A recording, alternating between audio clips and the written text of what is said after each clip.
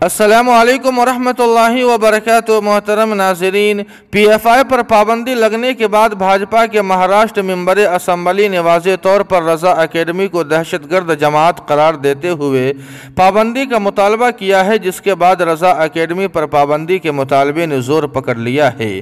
بعض سنگی ذرائع کے مطابق مہاراشٹر کی حکومت اس سلسلے میں نوراتری کے بعد کوئی پالیسی بھی بنا سکتی ہے۔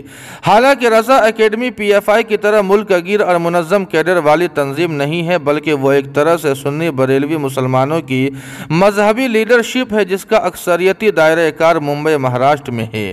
رضا اکیڈمی اپنے مخصوص ایجنڈوں پر کام کرتی ہے، خاص طور پر ناموس رسالت صلی اللہ علیہ وسلم اور مسلم مخالف فسادات کے موضوعات پر مسلمانوں کے جذبات کی نمائندگی کرتے ہوئے ان کے خلاف آواز اٹھاتی ہے، اور یہی وہ ایشو ہے جس کے بنیاد پر ہندوتوا لیڈروں کو یہ جماعت بھی پسند نہیں ہے۔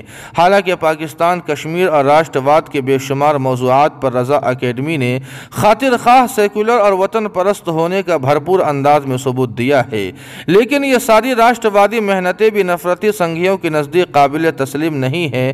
اب یہاں پر رضا اکیڈمی کو چاہیے کہ مسلمانوں کی دیگر بڑی بڑی جماعتوں کی طرح معذرت خواہانہ رویہ اختیار نہ کرے اور نہ باہری دباؤ کو قبول کرے، بلکہ بھاجپا لیڈران کو قانونی نوٹس بھیجے جو انہیں دہشت گرد بتا رہے ہیں۔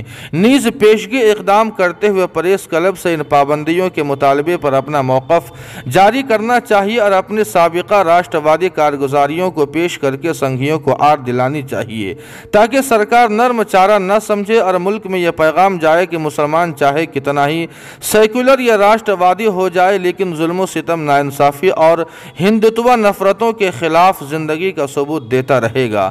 آپ کو بتلا دیں کہ یہ تحریر معروف صحافی سمیع اللہ خان صاحب نے لکھی ہے۔